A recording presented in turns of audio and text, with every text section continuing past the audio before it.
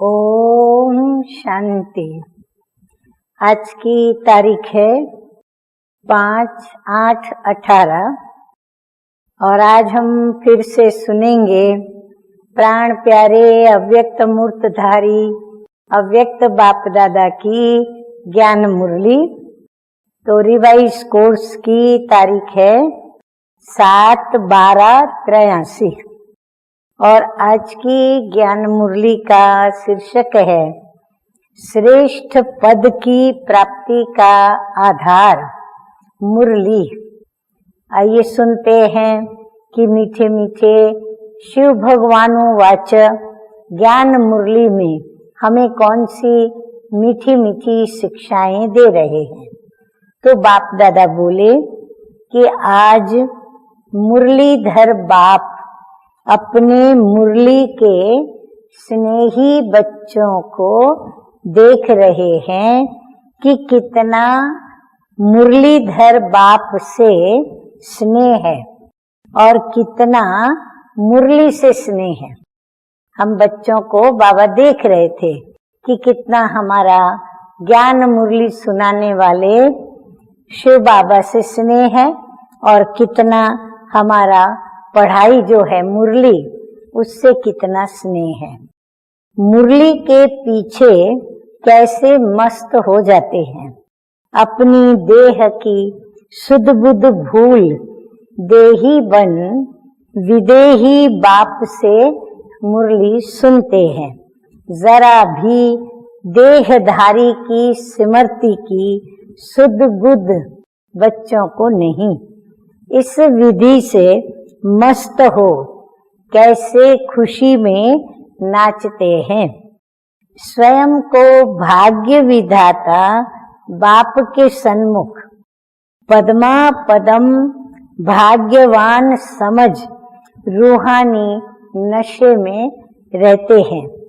जैसे जैसे ये रूहानी नशा मुरलीधर की मुरली का नशा चढ़ जाता है तो अपने को इस धरनी और देह से ऊपर उड़ता हुआ अनुभव करते हैं।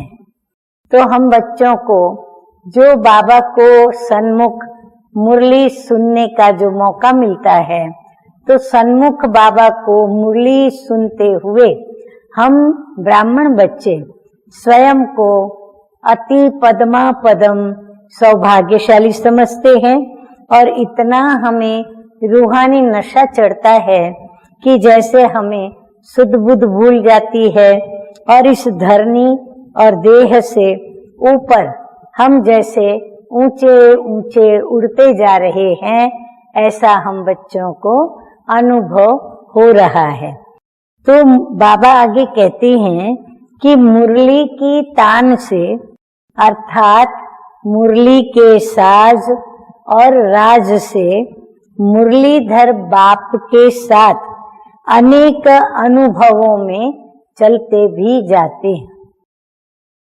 और हम बच्चे बाबा हमें ज्ञान मुरली के द्वारा जो अच्छी अच्छी शिक्षाओं के साज और जो भी कर्मों की गुह्य गति के राज हैं वो हमें बाप सुनाते जाते और उनके भी हम अनुभव साथ साथ करते रहते हैं और इस मार्ग पर आगे आगे चलते जाते हैं।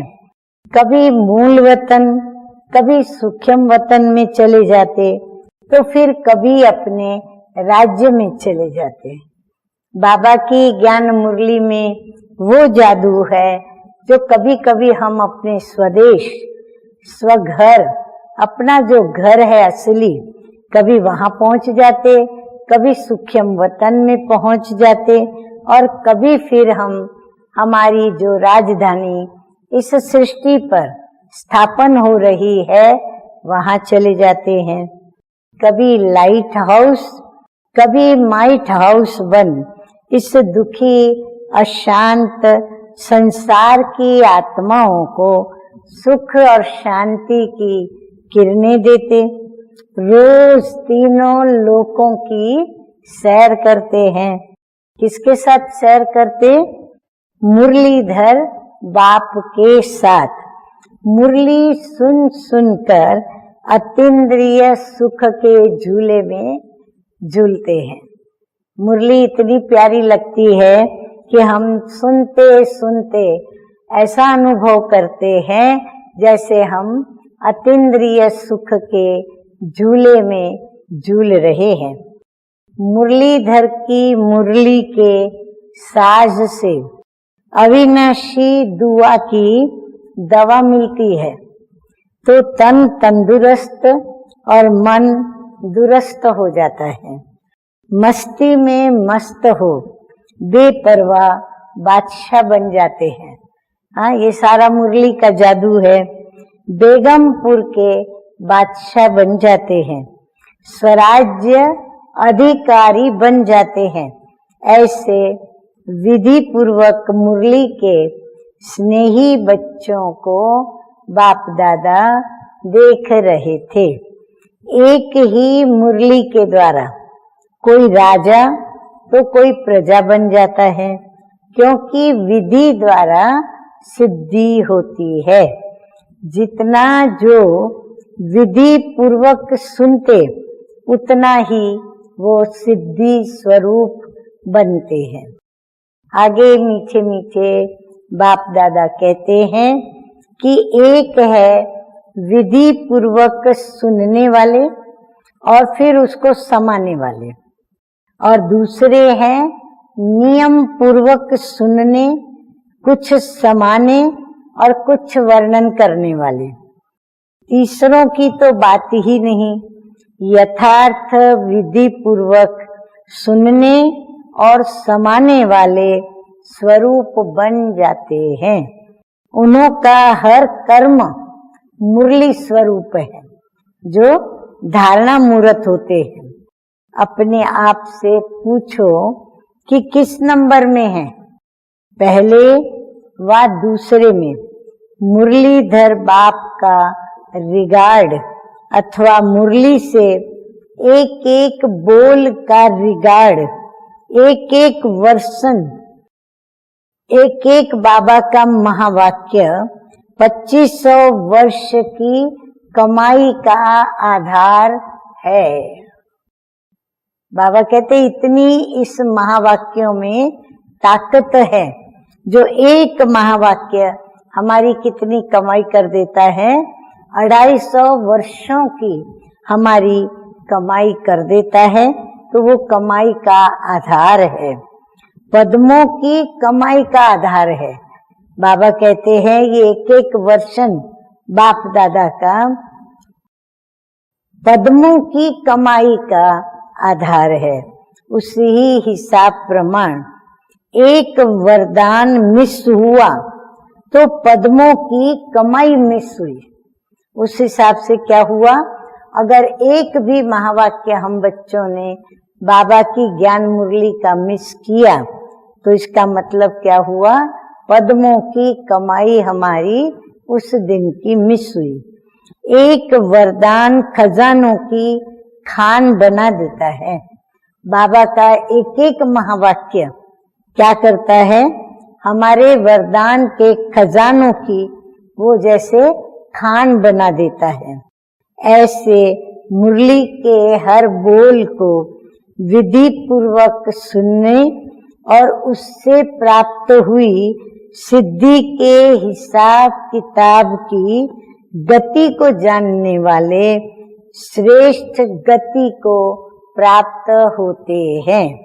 जैसे कर्मों की गति गहन है, वैसे विधि पूर्वक मुरली सुनने और समाने की गति भी अति श्रेष्ठ है।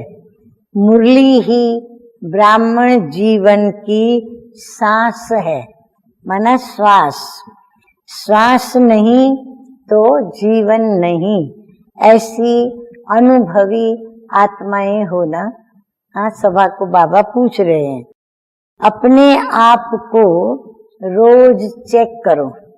बाबा कहते हैं अपने दर्पण में रोज स्वयं को देखो कि आज इसी महत्व पूर्वक और विधि पूर्वक मुरली सुनी।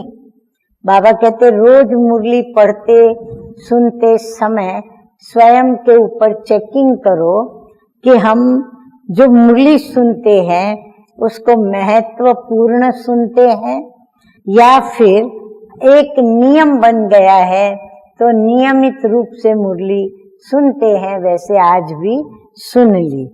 तो विधि पूर्वक मुरली सुनी या ऐसे ही मुरली सुनी। अमृत वेले की यह विधि सारा दिन हर कर्म में सिद्धि स्वरूप स्वतः और सहज बनाती है।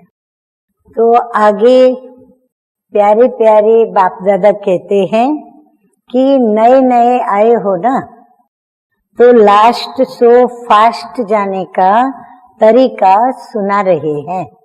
इससे फास्ट चले जाएंगे। समय की दूरी को इस विधि से गैलप कर सकते हो।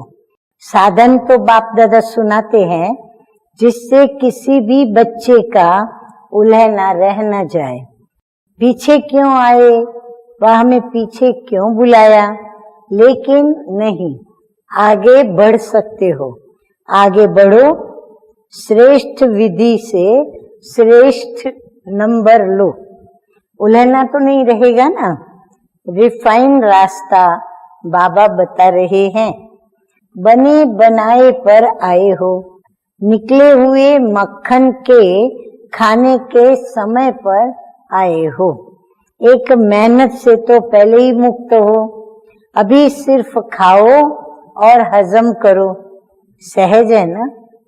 अच्छा, ऐसे सर्व विधि संपन्न सर्व सिद्धि को प्राप्त करने वाले मुरलीधर की मुरली पर देह की सुध बुध भूलने वाले, खुशियों के झूले में झूलने वाले, रूहानी नशे में मस्त योगी बन के रहने वाले, मुरलीधर और मुरली का रिगार्ड रखने वाले ऐसे मास्टर मुरलीधर, मुरली व मुरलीधर स्वरूप बच्चों को बाप दादा का साकारी और आकारी दोनों बच्चों को स्नेह संपन्न याद प्यार और नमस्ते। हम रूहानी बच्चों की रूहानी बाप दादा को याद प्यार, गुड मॉर्निंग और नमस्ते नमस्ते।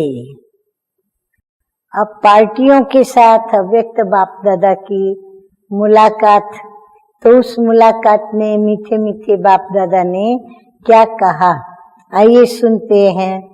सदा एक बाप की याद में रहने वाली, एक रस स्थिति में स्थित रहने वाली श्रेष्ठ आत्माएं हो ना।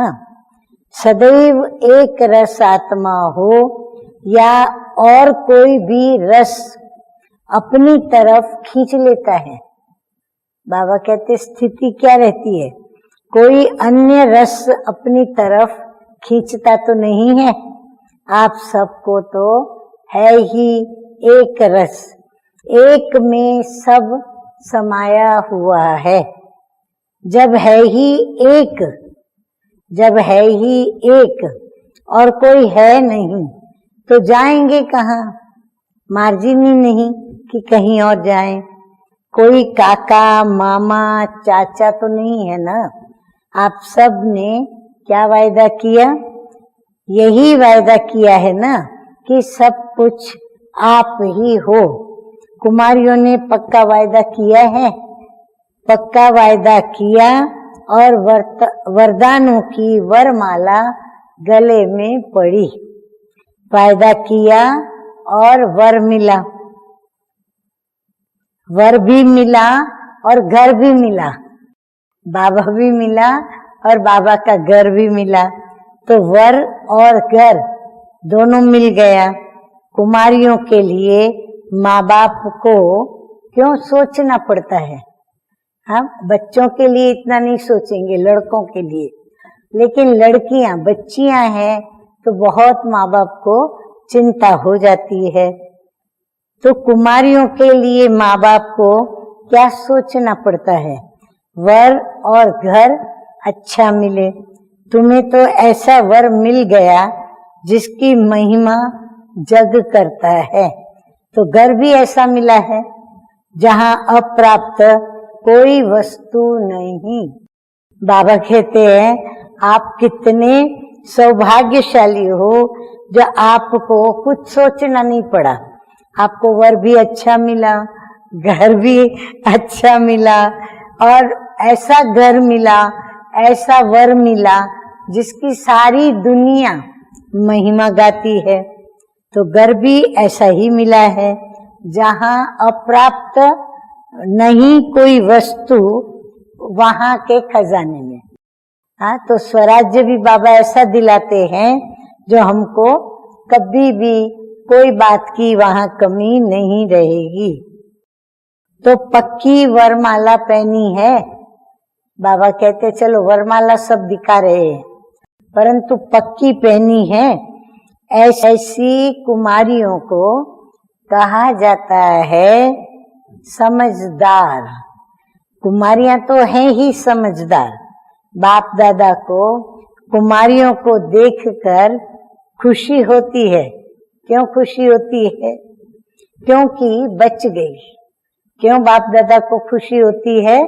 क्योंकि बच गई। कोई गिरने से बच जाए तो कितनी खुशी होगी ना।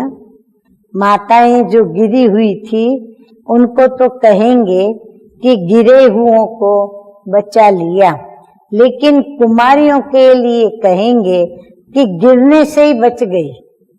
गिरे फिर बचाए कोई और बचे नहीं, गिरने से ही बच गई। तो आप कितनी लकी हो। माताओं का अपना लक है, कुमारियों का अपना लक है। माताएं भी लकी हैं क्योंकि फिर भी गौपाल की गौएं हैं कि सदा मायाजीत हो। जो मायाजीत होंगे उनको विश्व कल्याणकारी का नशा जरूर होगा। ऐसा नशा रहता है। बाबा कहते हैं स्वयं की हम स्वयं चेकिंग करें कि हमको ऐसा रूहानी नशा रहता है। बेहद की सेवा अर्थात विश्व की सेवा। हम बेहद के मालिक के बालक हैं। हाँ, स्वयं प्रभु के बच्चे हैं। ये सदा स्मृति रहे। क्या बन गए, क्या मिल गया, ये स्मृति रहती है।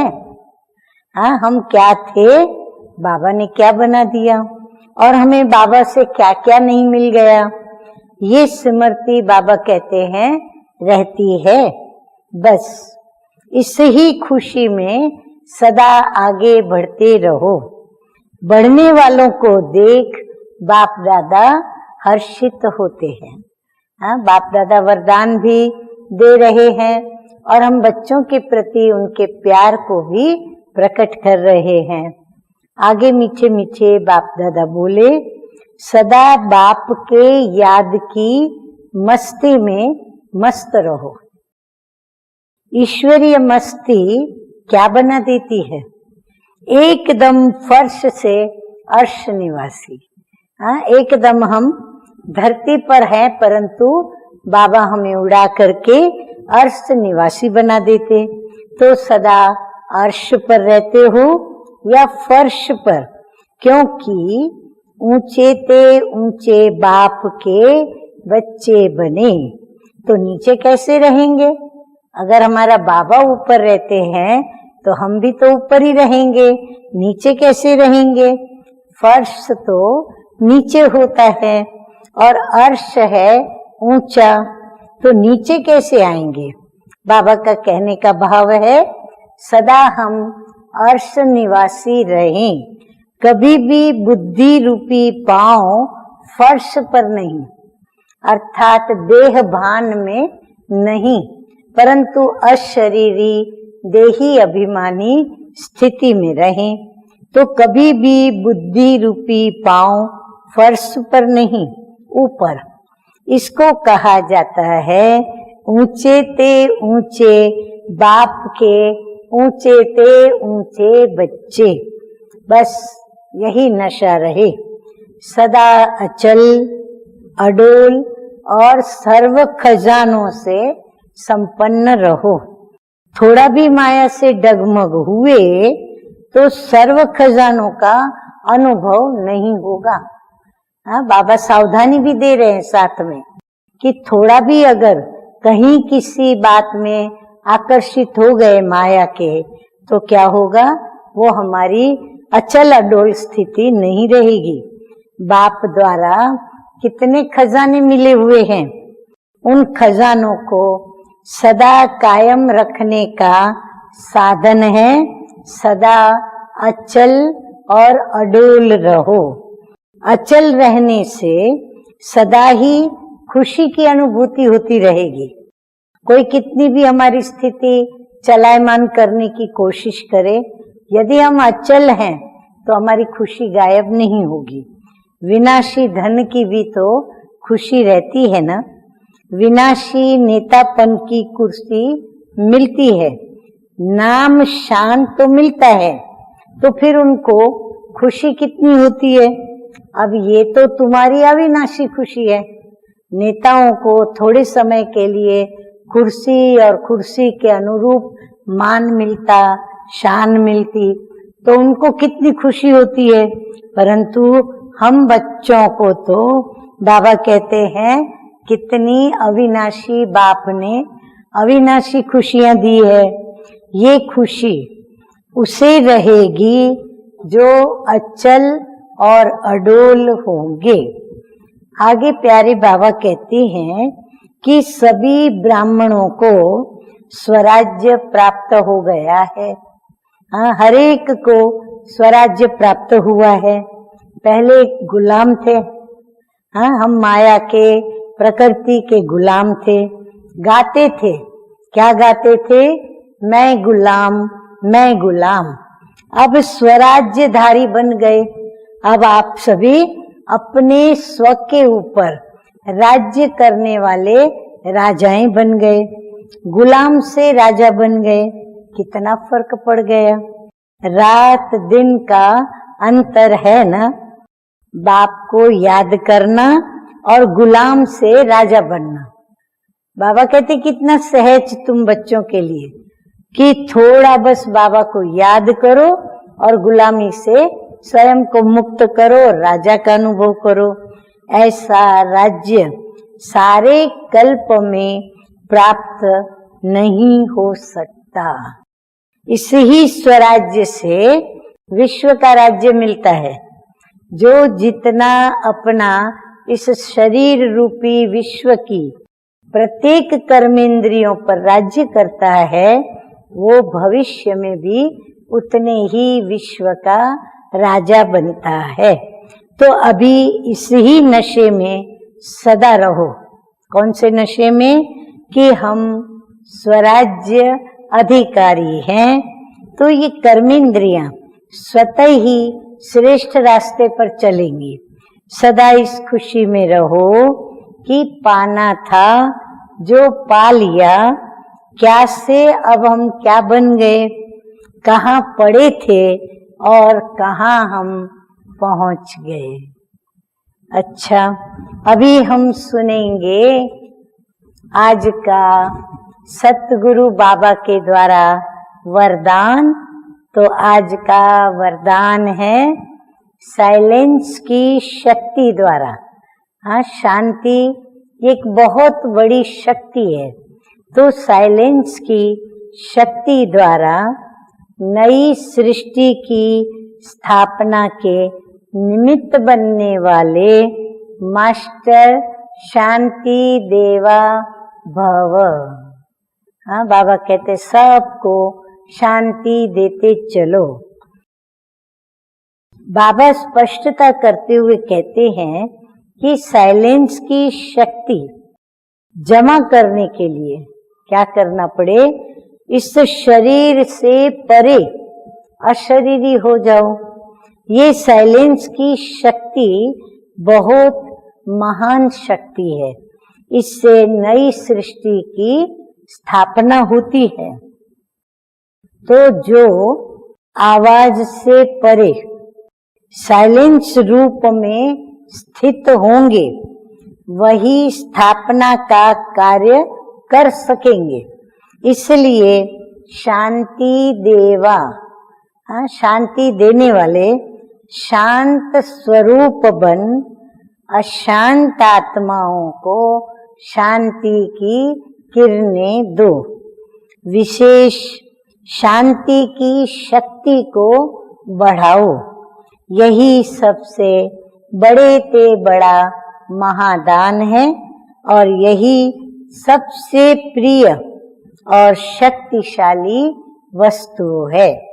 स्लोगन है, हर आत्मा व प्रकृति के प्रति, हर आत्मा व प्रकृति के प्रति शुभ भावना रखना ही विश्व कल्याणकारी बनना है। अच्छा, ओम शांति।